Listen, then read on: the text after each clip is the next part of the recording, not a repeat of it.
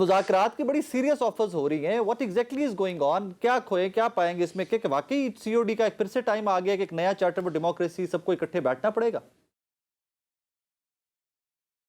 बिस्मिल्लाहिर्रहमानिर्रहीम। देखें, ये मुज़ाकरात मुज़ाकरात खेलते खेलते 5 साल ना कहीं हो जाए। हम तो मुज़ाकरात पहले दिन से कह रहे करते हैं, उनमें वो नहीं है। कभी एक है, कभी दूसरा है, 50 बंदे वो चेंज कर देता है, क्योंकि वो खुद मुज़ाकरात करने में सीरियस नहीं है।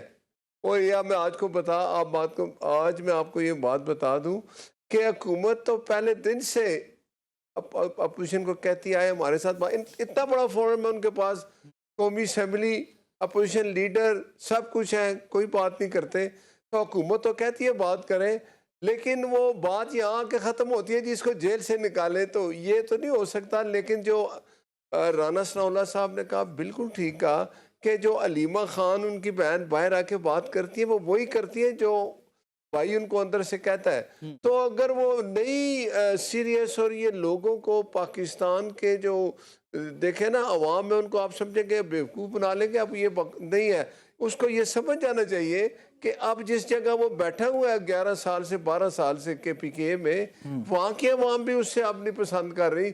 वहाँ भी ज़िमनी इलेक्शन होता था, उसके खिलाफ रेफरेंडम आ जाता है। एक वज़ीर आला चेंज किया, दूसरा वज़ीर आला चेंज किया।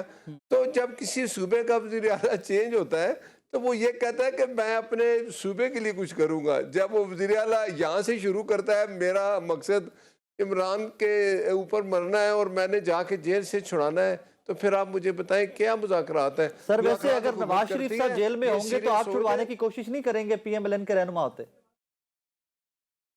हाँ बिल्कुल, हमने ऐसी कोशिशें की, लेकिन गैर जमहूरी तरीके नहीं इख्तियार किए। लेकिन आप मतलब मरने वाले कारकुन नहीं है नवाज शरीफ साहब के जो मरने की हद तक जा सके।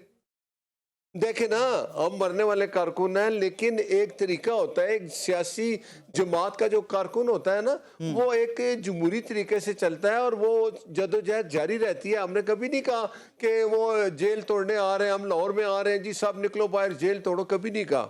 ये कभी नहीं कहा कि आज GHQ पे हमला करें, आज ये कभी नहीं कहा कि आओ जी पुलिस वालों को मारो, इनको शहीद करो। ये तरीका नहीं है। अगर ये तरीका ये रखेंगे और इस रवैये पे चल रहे हैं तो आपके सामने है, फिर कानून अपना रास्ता ले लेता है। डॉक्टर साहब, आपने भट्ट साहब की गुफ्तगू सुनी। एक तरफ तो मुज़ाकरात की सीरियस ऑफर्स भी हैं, but at the same time reservations भी PMLN की बहुत ज्यादा हैं। ये PTI शायद सीरियस नहीं है। सर मुज़ाकरात के अलावा क्या सोल्यूशन है, क्या हल निकलेगा मुज़ाकरात के अलावा? मुज़ाकरात तभी होते हैं जब आपका कंसर्न ये हो कि हमने मुल्क को चलाना है, मुल्क के लिए बैठ के तमाम पार्टियों को एक साथ लेकर चलना है।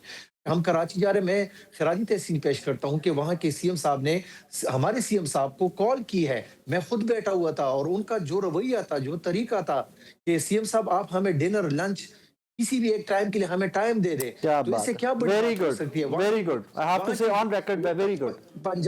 पंजाब के गवर्नर जो है वो बरमरा कहते हैं कि एक इलेक्टेड CM जो है वो किसी भी जगह जा सकते हैं, वो लाहौर जा सकते हैं, वो पंजाब पाकिस्तान की किसी भी हिस्से में वो जा सकते हैं। तो ये होती है डेमोक्रेटिक पार्टी और यही होती है वो सोच कि जो तमाम पार्टियों को चलने देती है। आप देख लें कि हमारे अभी हमने कराची का अनाउंस किया ही नहीं है।